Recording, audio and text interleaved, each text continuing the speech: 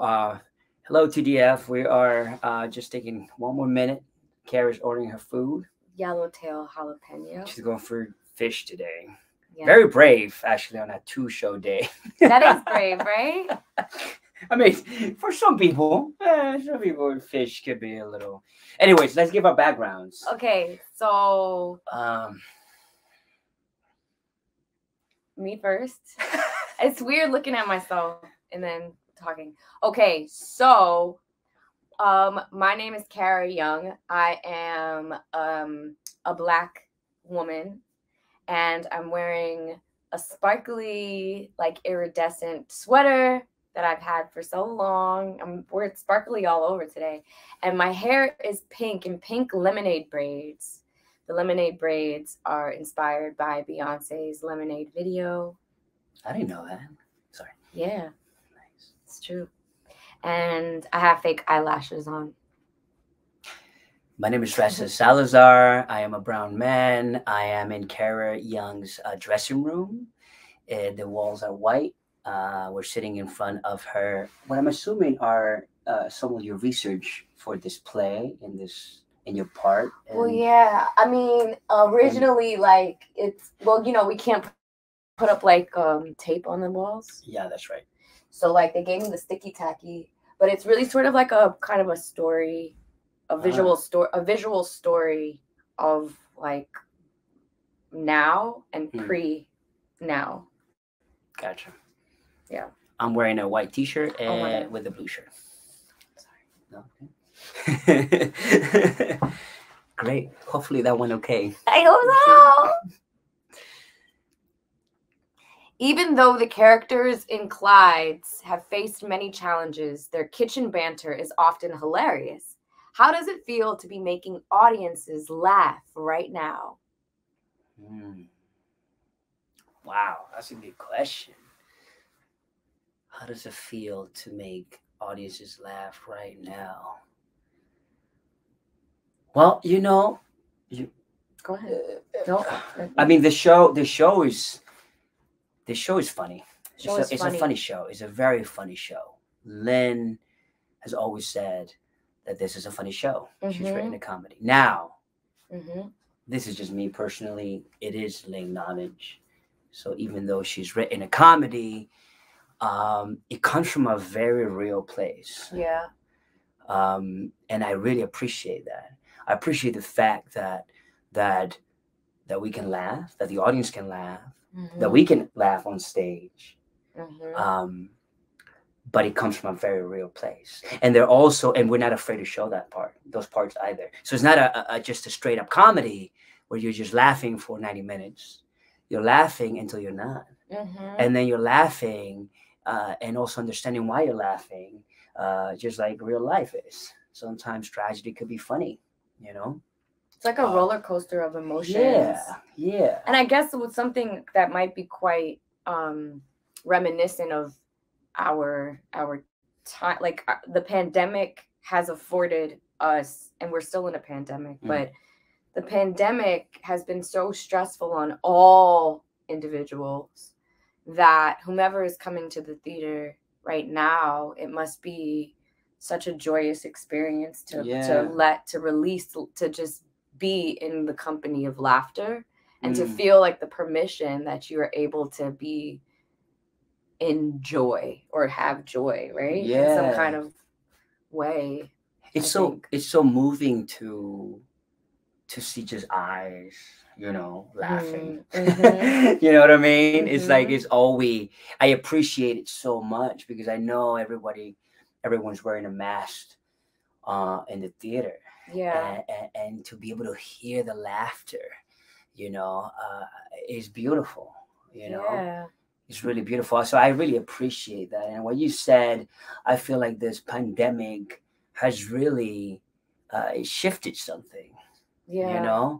A friend of mine said at the beginning of the pandemic, he said, now that we all know how it feels to have something taken away from you, the question now is, what are we going to give?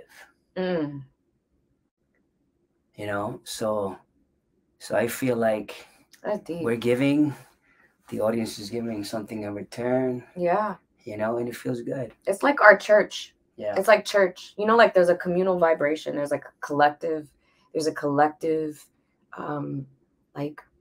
there's a collective spirit in the room that is sort of beyond like us being humans together in a room. Like we're all gathering and then we experience something together. That's like magic, no? Yeah. Or some kind of sort of the ancestral thing of storytelling. Yeah. Of what laughter, tears, they come from the same vulnerable place. If you're able to laugh, if you're able to make someone laugh, and it's the same place of somebody being touched. Exactly. It's like the same vibration of being moved. And we've been so lucky that everyone laughs at the right places. Yeah. You know what I mean? It feels a thing. That must be the subway.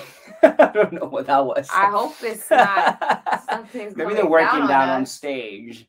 Which is good. We're on the last floor. Oh. Okay. Okay. Sorry. Yeah. Oh shit. So hopefully we answered that. I'm sorry. Edit that word out. Edit that out. I curse too much. I'm sorry. Okay. So your characters are both formerly incarcerated. As actors, have you spent any time with people in prison, either performing for them or interviewing them for research? Great question. Great question. Yeah, we got to perform for the organization. I don't want to screw this up. RTA. RTA, but I believe it stands for Rehabilitation in the Theater Arts. Or through the arts? Through the arts.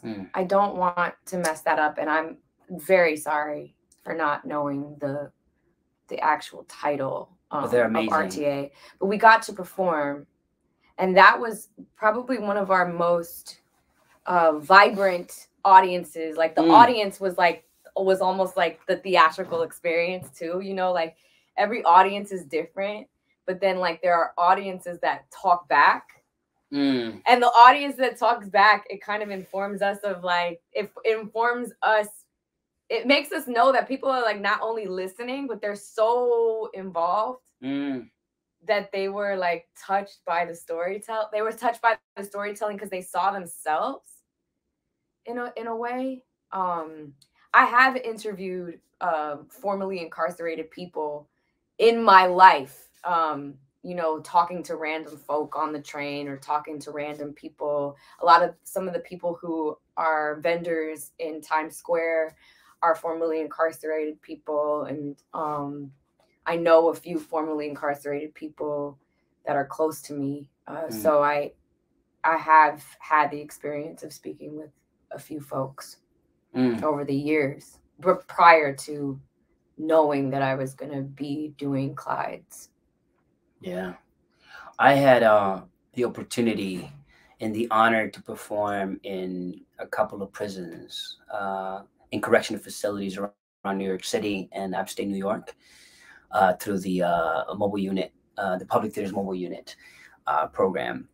And I remember the first time I went in to a prison. It was very moving to me because, I mean, we all know how messed up the prison industrial complex is in our system and in this system, through, you know, talking to people or documentaries that I watched, but I've never been in there.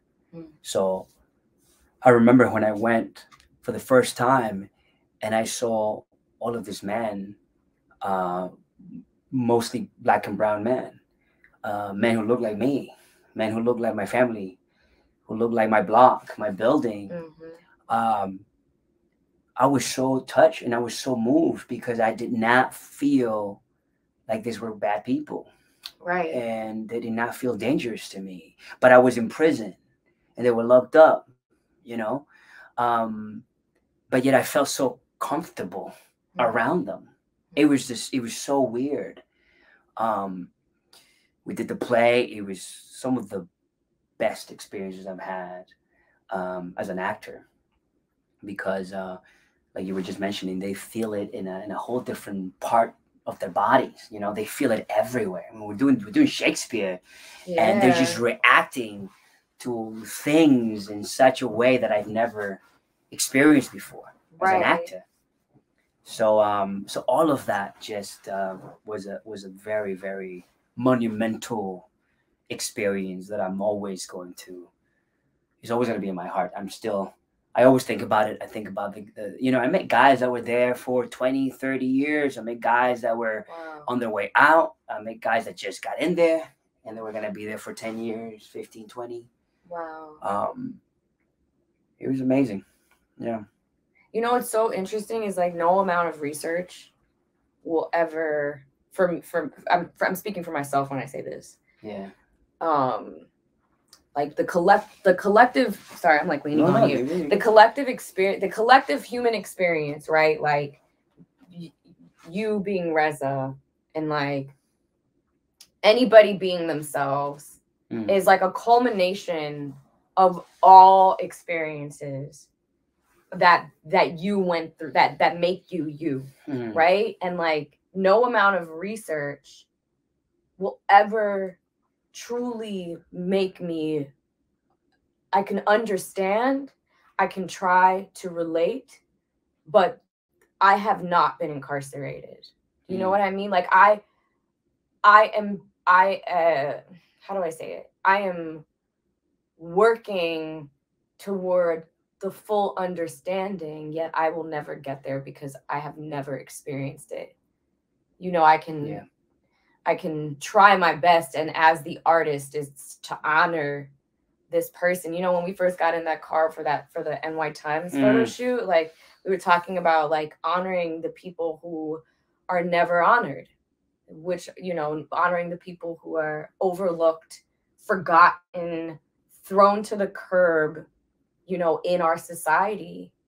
You know, so if Lynn says that the play is about these people, then it is our duty to serve the play in a way that honors not just the people on the stage, but all of formerly incarcerated people in the best way that we can. I mean, maybe that's to say, but I mean, it's a part of a bigger purpose, you know? For sure. And there's something that Lynn always says too, that storytelling is healing, therapeutic in a way, you know. And I remember doing research for this too, and how one common denominator that even though everybody's story is different and unique, but there was a common denominator for some of the research that I've done with people who are formerly incarcerated, is that they want to be able to tell their stories. Right. To be heard. To be heard. Exactly. Like everybody just wants to, like, the common denominator of humanity is to be seen, to be heard, to be loved, right? That's Sorry. right. I didn't mean to cut you off. I didn't mean to cut you off. No, you're right. But like when we think about it, like we also desire those things. So imagine when the whole world has like Exactly. You know, and 10 times more, obviously. Exactly. Yeah. So to be able to be heard, and we're just vessels. We're trying to be instruments so that these stories can flow through us, and hopefully through that open vessel we can do, you know, a little honoring. You know, I don't know if we are fully getting there, but I hope that's at least that's my goal. Yeah. How can I honor these people? You know? Yeah. How can I honor all the mothers with sick children? How can I honor Black women? How can I honor, you know, being a young woman? Like, you know, what we represent, like even the statistics of being a Black woman imprisoned, you know, we make up 22% of the prison population. We make up 12.5% of the nation's population. So like per capita, we're talking about some serious incarceration, right? And we usually talk about men incarcerated. This play honors two Black women who've been formerly incarcerated. That's right. You know, so there's something there's something that is a part of the ether of what Lynn does in her work. That's beautiful, and that makes me think about what you're saying in terms of through this. Even though we're five, it's only five of us on stage. You hear five stories. We are touching, hopefully, on the a more holistic understanding of this population. You know what I mean? And hopefully, I mean, one of my hopes is that through listening to our stories, through listening to our vulnerability and the stories of the decisions that we made, right? Because we all made choices, some good ones, some not so good, but we're constantly, sometimes the decisions we make are not who we are. Word. Or I think.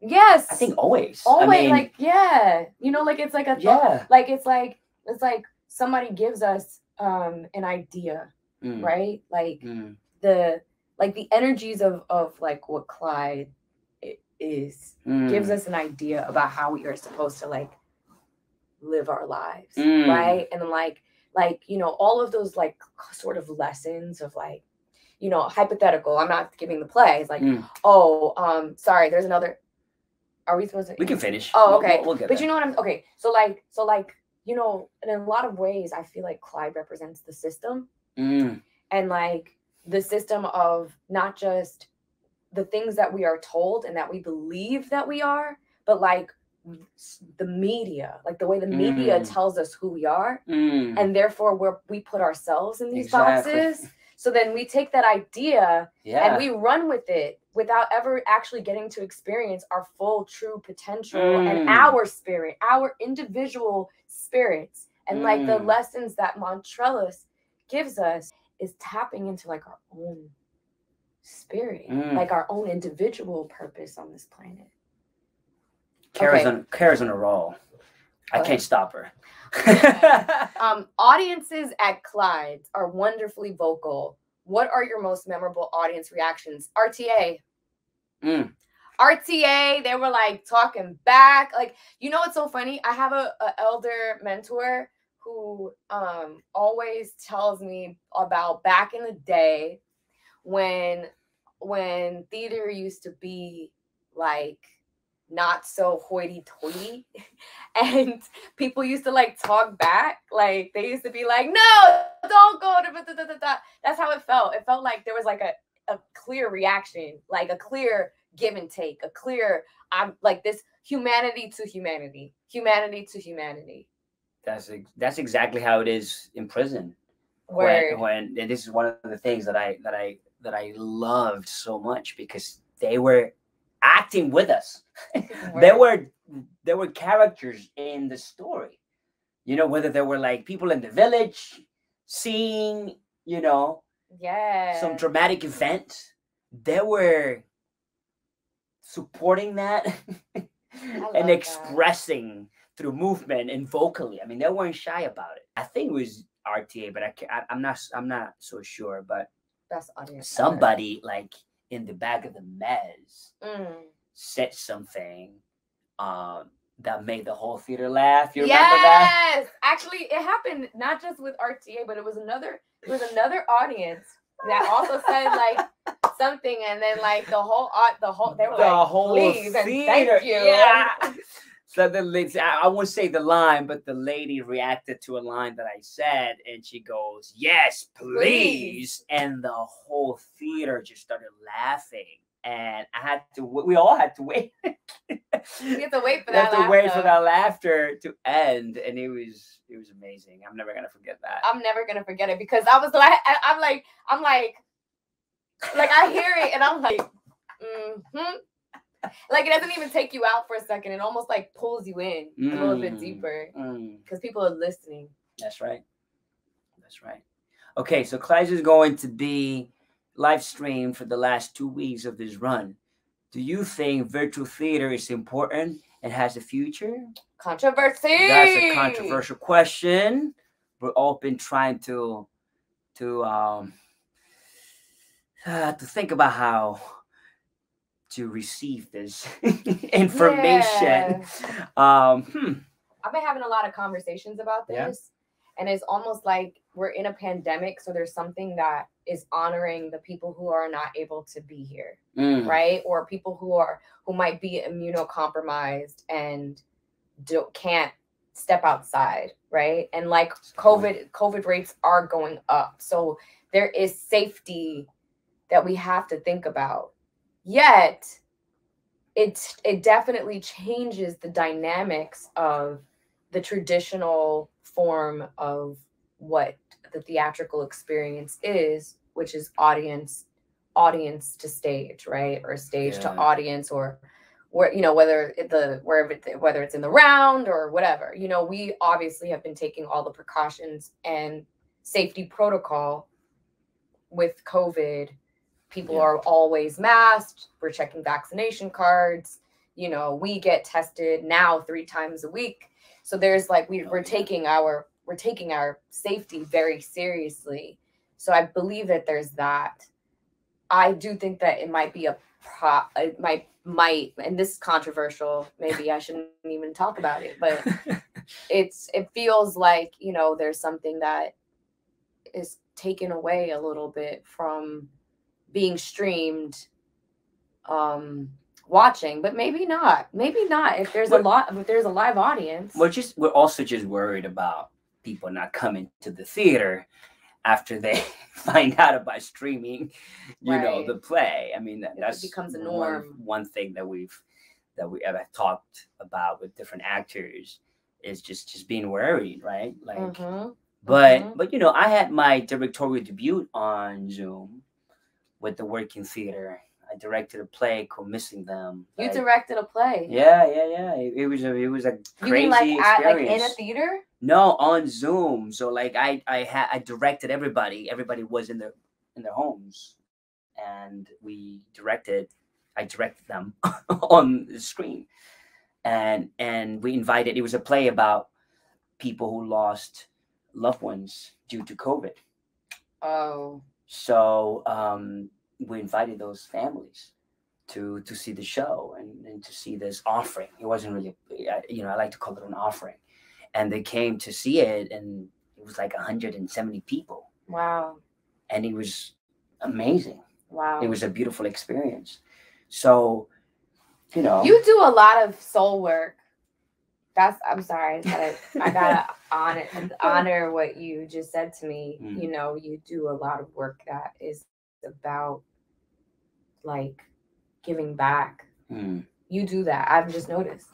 I mean, I've noticed for some time, but like you just telling me that you directed a play, that it's very the currency of the current nature of how you give back is so important to like what we do. I think. I mean, like just like this play, it's like. Thank you. Yeah. It's not like there's no like the live audience are going to be there, and then people are also going to be able to stream, which means that you kind of do get the experience of being in an audience because the audience is there reacting and you hear that. Yeah. So the audience will be there. Well, the audience will be there, and then hopefully this streaming service thing is for people that you just mentioned, right? That are compromised or somebody who can't come from the Midwest, right? West Coast, whatever. Yeah. And that feels good, Word. You've both worked with director Kate Borisky before, and she and Lynn Nottage have a long collaboration. What is it like working with such a dynamic duo? Oh, man. It's beautiful. I have, and I've said this to you before and to everybody, I've yet to say it to Kate and Lynn, but I will. Maybe she'll watch this. Oh, shoot. I've grown with them as an artist, with both of them. And I was thinking, why? Because I feel it in my heart. And then I was trying to think as specifically why. And the reason why, I think, for me, is that they both create this safe and beautiful spaces for us to come together and create. Kate and Lynn are such a force. I mean, they both really work are. together so beautifully. It's so nice to see them give notes to each other. Remember in the room, and like, yeah, so respectful. Lynn like, will come to say something to her in Kate's ear, and then Kate will translate that note to us, you know, and then again she will ask Lynn, and they will have this like side conversations, and then we'll be waiting there like, well, what's coming, and they'll give us this amazing knowledge and notes and direction that it also is inviting to collaboration. Like, I never felt, you know, I don't come from any fancy school, any acting. Me either. I don't come from fancy school. So I've never felt like I could give more or say more than what I had been hired for. Word. And that's the thing that has made me grown so much with Kate and Lynn this past few years, is that with them, I feel that I can give more. That's that I beautiful. Can talk about my experience. Yeah. That I can ask questions, you know, that I feel like I'm collaborating with the two of them and with the rest of the crew and the cast. So, oh man, I love, this is my third production with Kate and Lynn. I just feel so lucky. So lucky. That's beautiful. I feel like you said it all. But I also, if I could add anything, I mean, your experience is so beautiful because you've had such a beautiful, long, collaborative relationship with these two geniuses, and I use that with all of the integrity of what that word means, to be a genius and to be a master of their particular craft. And like, you know, Lynn is a master at her pen and her the gift of storytelling, and you know, I'm still wrapping my head around this play. I feel like I'm going to be wrapping my head around this play till the very end, you know, and beyond and beyond.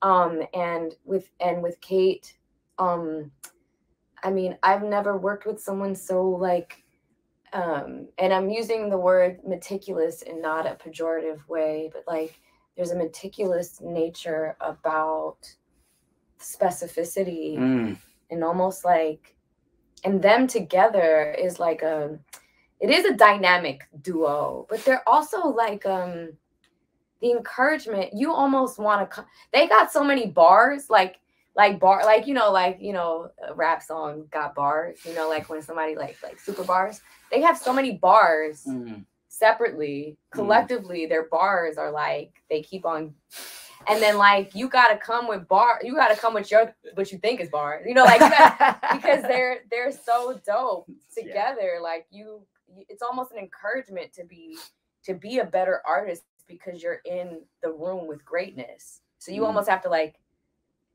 you know, level up. Yeah. You got to step it up. You got to step it all the way up. Oh my God. Clyde's is a very physical show. Have there been any amusing on stage mishaps?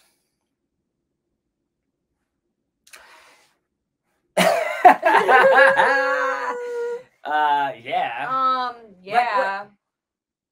The one time when I had to reach for my spray bottle and I couldn't get it, and I had a whole like, I'm not giving the show away, but I had something to do physically, and I had to reach for this bottle, but I'm a tiny person, and I couldn't reach for it, and the bottle kept moving, moving farther away from me. My God. So I was like, ah!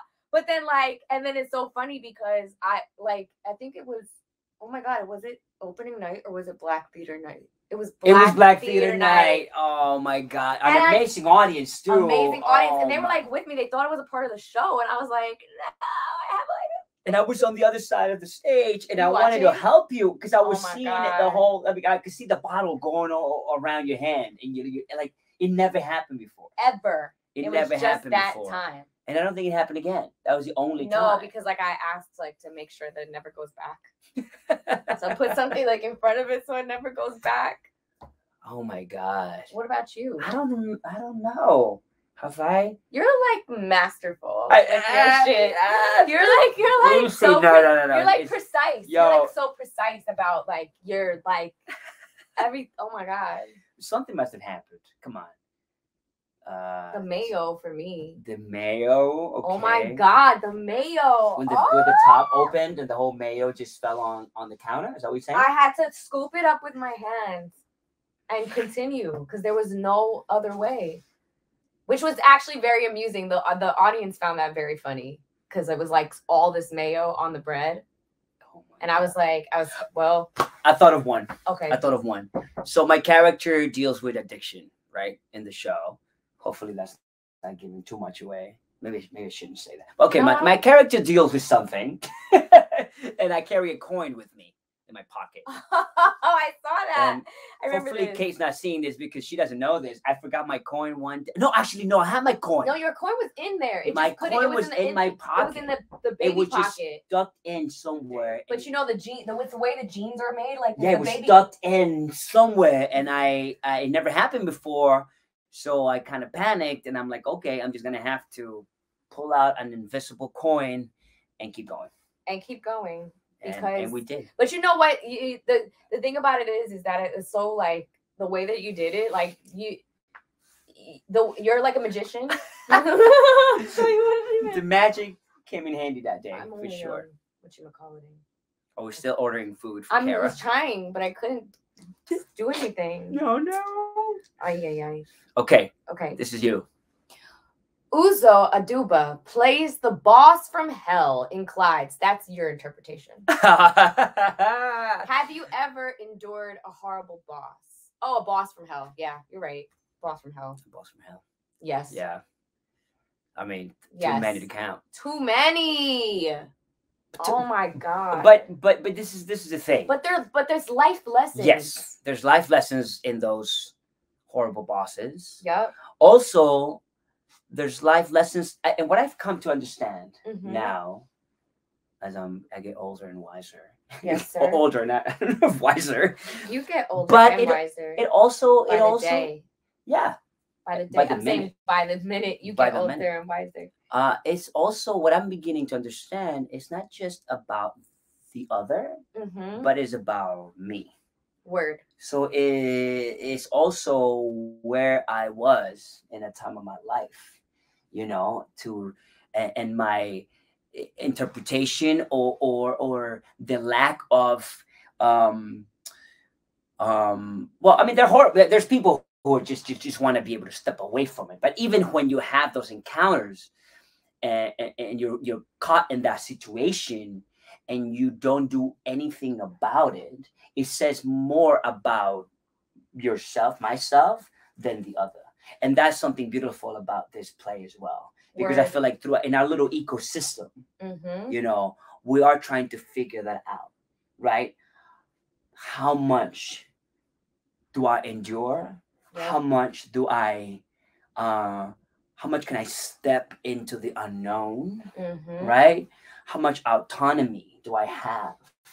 Empowerment can I generate in myself, So, your question. Question is whether we had, continue. Yes, but the way I just want to be able to, because for me, I have been learning that more and more. It's not just about the horrible bosses, but it's about me. You know what I mean? Well, those are the lessons. They're like life. People always say like advice is unnecessary because I remember I worked for this person and this person literally was the devil. Yet, and this other person was like working for them forever. They did not know how to leave. And then I became that person, the person that didn't know how to leave. Just like, and then like I was like learned that it was like okay to be treated this way in a way. Wow. But then like eventually this person said, you know what, I'm done, and they ended up leaving. Wow. And I said I had enough. Like it's like, but it's your own will. Like what you said, you start to learn about your strength and your character and the things that you don't want your future to be, or the things that I don't want to absorb any more of feeling degraded, toxic, right. I don't want toxicity. I don't want to go home with this pain when I might be going through my own shit. I think shit might be okay. Oh, okay. I don't know. When I might be going through my own whatever, you know? I had a horrible boss that I loved so much. I still love this person so much. Wow. And they were so toxic to me. Wow. They were like so toxic. Like to this day, like I can't even like, but I like love them for what they taught me. It's complicated. About myself. You've both been performing since you were young. What made you realize that acting was your calling?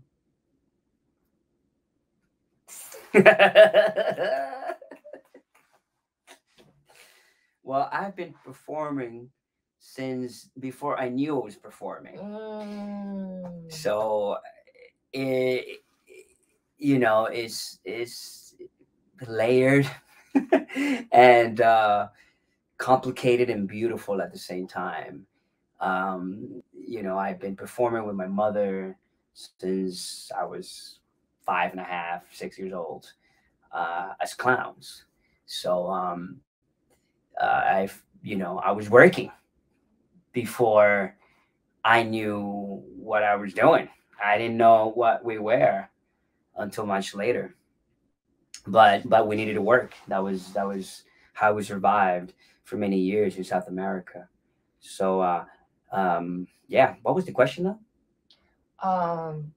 What made you realize? What made you realize that acting was your calling? Okay.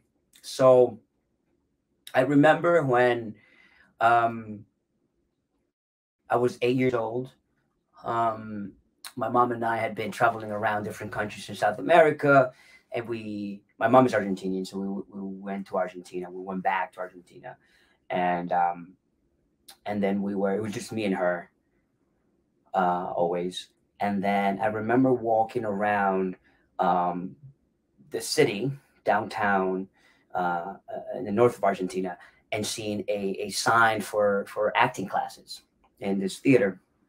And my mother always wanted to be an actor, but she never got the support that she needed. So we walked by this theater. She got really excited. They had theater classes for children and adults. So, but we didn't have any money, so we could pay for one. So she goes like, okay, let's go in the theater and get you enrolled in the theater classes. And we walked in, and the kids classes were all full. So I looked at my mom and I said, okay, it's meant to be for you. So she enrolled and she took the classes. But the classes for the adults were after, it was like late evening, after nighttime, after work. So she didn't have anyone to take care of me when she was in acting classes. So she will bring me to the theater with her. And so I will sit. It was a big theater. I will sit in forget the word now. What do you call that when you're one of the rows and in the middle of the theater? Right, I would sit in the audience. I would sit in the audience, but there was no audience. It was just me, and all the adults were taking the class on stage, and I would just observe and watch and take everything in. And then one day I got up and I would be doing the class with them from way back, in the audience. And then one day the acting teacher noticed and just pointed at me and just invited me to come up on stage with them. And even though I've been clowning for years with my mom and mainly children birthday parties, it was my first time walking onto the stage. Wow. And at that moment I knew I was trapped. You were trapped. I was trapped. That's so deep to me. What is that? Why? We got the food. We got the food for Carrie Young, everybody. Woo! It's coming. It's coming. Did you hear my stomach growling? I heard it. Carrie's hungry. I was a mime when I was 5. First of all, I just want to talk about I'm not ready to move on. I just find it so, your story so moving because it's like innately in you. Like I think I tell you probably like, yeah, I am annoyed, Kara. Like, stop talking about it. But like your magic is so infinite. Like when I see you on stage, like and I'm acting with you, I like listening to you from afar by watching you is so there's like a magnetism, and and like it's so like you're like it's like this like I'm saying this for you, but like how dare I, but like it's your life purpose to be a performer. It's your life, you're like it's so ingrained. Like, who the hell am I to say this? But like it's so ingrained. Like I just feel at home when I don't know, it just feels beyond all of us. Like it feels like a very divine thing. We're so lucky to be with each other in this moment, on a stage with the elements, with lighting, with costume, with sound, with the set. Like it feels like to be acting with Ron Cephas Jones and Uzo Aduba and Edmund Donovan and Reza Salazar. And Carrie Young, baby. We love each other. We love each other. I'm telling you, the chemistry that the audience feels when they come to the theater is real. It's so real. It's like so real for us. Yep. So real for us. So because they asked the question. Please, I want to hear this. Oh, well, I was a mime when I was 5 at the 92nd Street Y. My brother was a mime too, and my brother is really an amazing actor. He really should follow. He should pursue. What's his name? Tell us.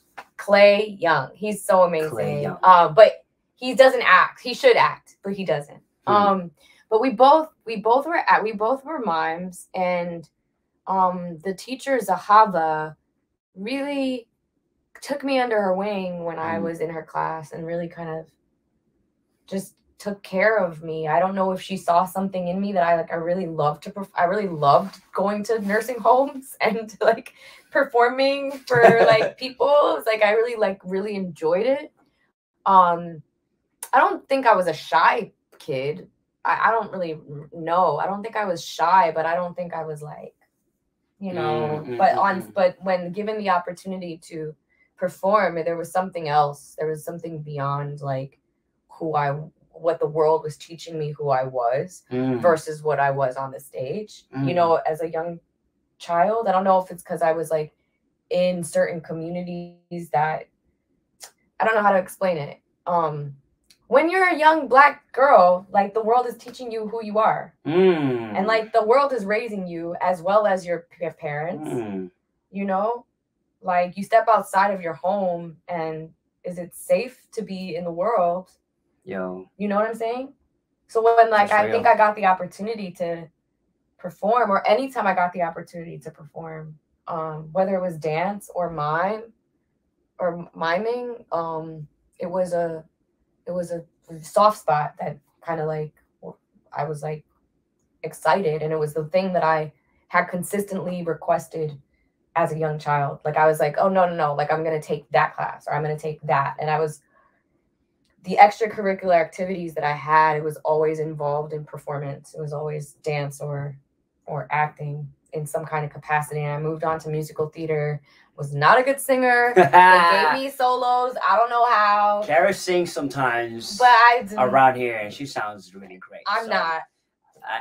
That's very sweet. No, it's not true. We might do a little number for you guys with Carrie. Right. Yeah, and then I went to Gettysburg College. That I ended up, for lack of a better word, dropping out. But I remember taking an acting class there when I went to school, and we had this improv. Me and this other Black girl, like we like really like we connected immediately, and we were given this assignment to create an improv and have particular plot points in the improv to tell a story, so that we had to do it again for performance. Wow. And in our performance, we looked up and I saw everybody crying. Like they were I was like, wow. I was like, in my head, I'm like, wait, oh my God. I'm like, I'm gonna do this for the rest of my life. Wow. And it wasn't like power, like, ooh, like I could make somebody cry. Right. But it was sort of like, that's magic. That's beautiful. To move someone is magic. The power of vulnerability. Right? Because like when something happens to you, when we laugh or we cry, like bringing it all the way back to the beginning of the first questions, right? Something changes in us. Mm-hmm.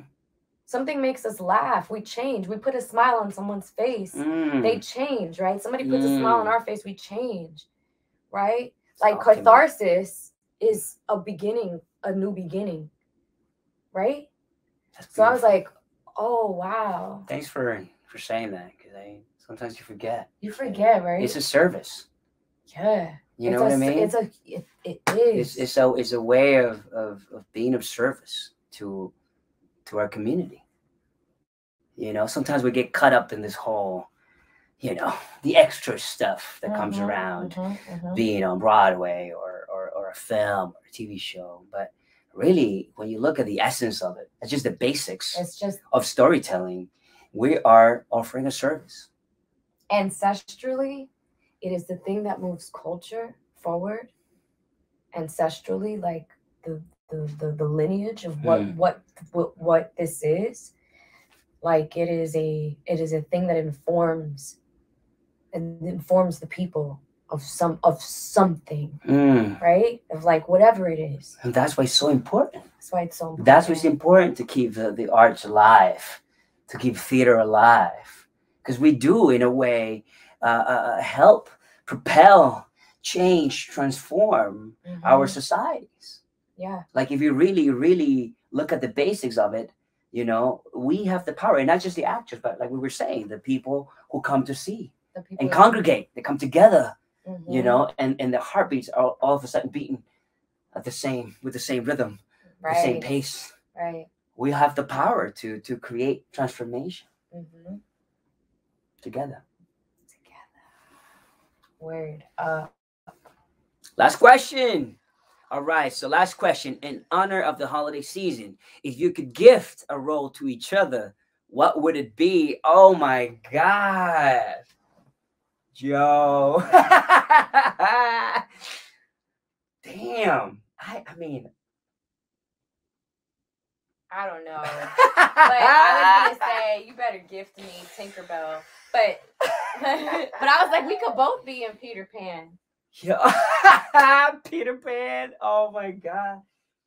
Yo, I mean, I don't even know how to answer this, because Kara is so powerful on stage. You are you're extremely powerful. I mean, I get to see you every night, and I get to feel you every night. And man, I don't know where your energy comes from, but you just bring it every freaking night. So I'm in awe. I'm in awe. I don't know if that role has been written yet for you. So whoever's watching this, come see her here and then get to know this human being and write that part, because I don't think it's been written yet. I love you so much. That is like the sweetest thing I've ever heard in my. Thank you so much. It's real. I'm not. It's the truth. I feel, and you know, I don't know if you. It sounds cliche or whatever. I always go like a declaration before I'm about to say something, but I feel this exact same way about you. Like the power, the magnetism, the magic, the like the fire, the sparkle, it's so I used that word before, infinite. Like it's infinite. It's infinite. Your eyes, like when I look into your eyes across the stage, we look into each other's eyes a lot from across the stage, and it's like these strings that like just like shoot out of like your eyes and like catch mine, like so like I would have to say the same thing, and it's not because you said I can't think of the role that. Like, because I feel like you could do anything, and you could do it with you. Like, you just are you. So I don't even know how to describe, like, what role you would be. But I do think that would be really dope in Peter Pan. We'd be dope as Peter Pan. So I'm Tinkerbell. Can we double up as Peter Pan? Oh, yeah. Wait, Peter Pan and Tinkerbell? I'm Tinkerbell. And I'm Peter Pan. Mm-hmm. Oh, my God. That's great. And be the brown Peter Pan. Yo. You know what I'm saying? Thank you. Thank you. Thank you. We'll see you around. Come to Clyde's at the Hayes Theater, 240 West 44th Street, running till January 16th. And if you can't come, please stream. I'm Reza Salazar. I'm Carrie Young.